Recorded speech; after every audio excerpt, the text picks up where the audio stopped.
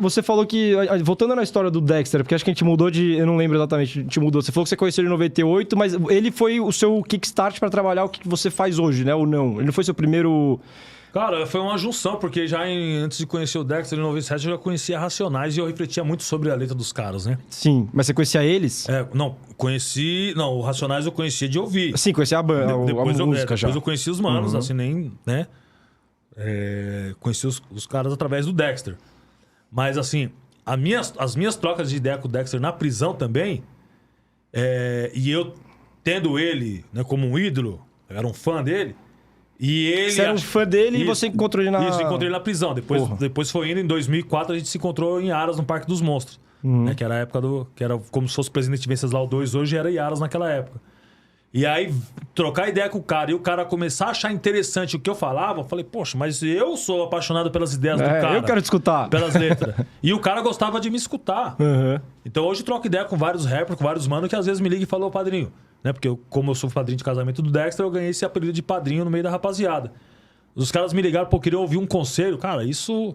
Não é que isso me envaidece, isso me deixa muito feliz. Fala, pô, o que eu falo tá mudando a vida de alguém. O que eu falo ajuda alguém. Vou continuar fazendo. Então hoje eu faço, cara. Já fiz mentoria de advogados, já fiz mentoria de empresários, grandes empresários, inclusive.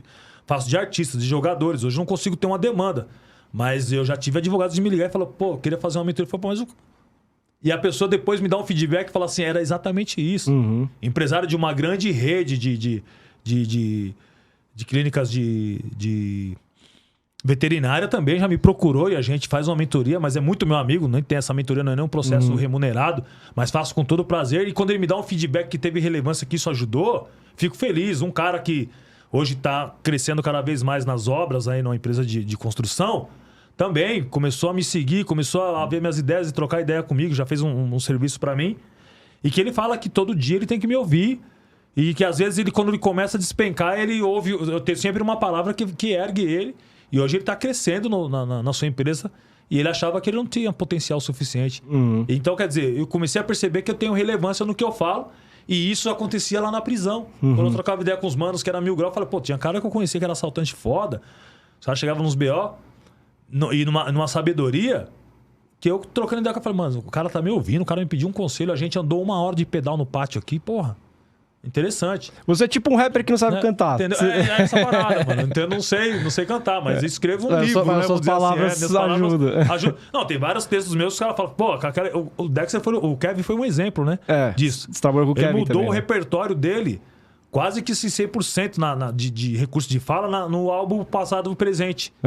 Que foi um processo, quando eu entrei num processo de mentoria com ele, foi fazendo um álbum praticamente de ideia que a gente trocava. Então ele acrescentou muito nas suas ideias musicais pontos que eu já havia discutido com ele sobre.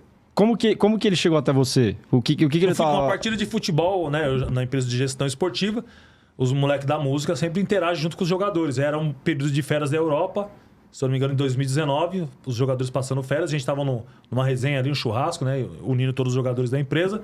E o Kevin jogando ali no meio. Eu falei, cara, esse magrelo joga pra caramba, não foi jogador. Ele falou, MC, eu não sabia muito bem, assim, não conhecia a história dele.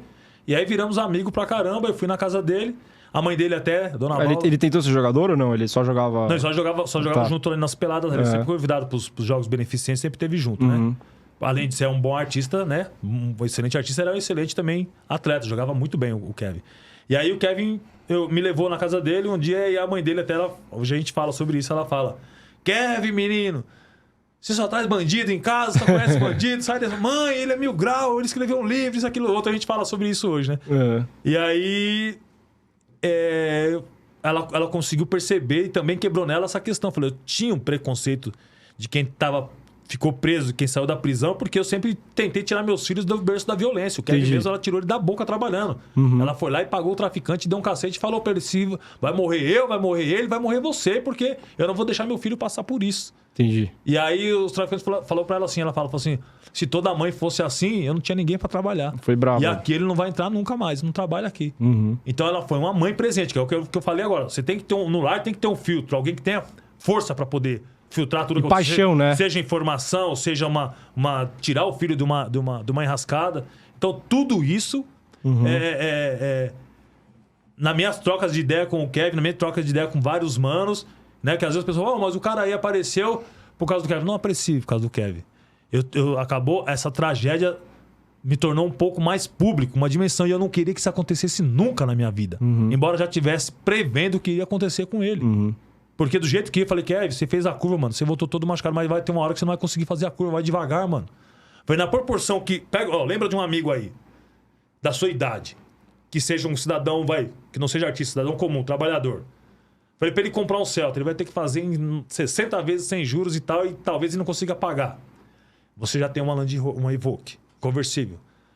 Kevin, você no universo da jovialidade aí, querer namorar bastante, você já namorou com diversos modelos e namora praticamente com a mulher que... Se quiser. Te desejar, né? No termo Sim, geral sim, falar. sim. Então, quer dizer, e um cara desse pra namorar com uma modelo como você, até a noite, demora. Então, veja bem como a velocidade da sua vida é tão do 0 a diferente 100. da vida do cara. Como ela é tão... Mas essa velocidade é perigosa. Perigosíssima. Agora, qual a tendência dele? Ele dorme cedo, ele tem horário, ele volta pra casa, ele não bebe tanto, ele não usa droga. E ele volta pra casa e ele vai viver mais do que você.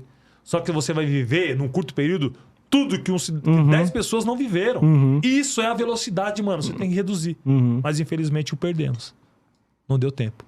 Você acha que foi um... Desculpa tocar nesse assunto, tá? Não sei quando tinha feito, mas você acha que foi um... Foi mais pra um acidente ou você acha que foi mais pra isso que você falou que de acelerar ou de... Cara, você não pode ser... Eu lembro do que aconteceu, mas tem uma parcela... Todos têm uma parcela de culpa, inclusive ele. Porque tudo isso a mãe dele já falava, eu já falava, e amigos verdadeiros falavam pra ele, Kevin, mano... E aí... Vai com calma. Aconteceu. E você começou a trabalhar com ele antes dele ser cantor? Essa época Não, ele já era MC, já era tava MC. começando a... Tava crescendo, já tava estourando já.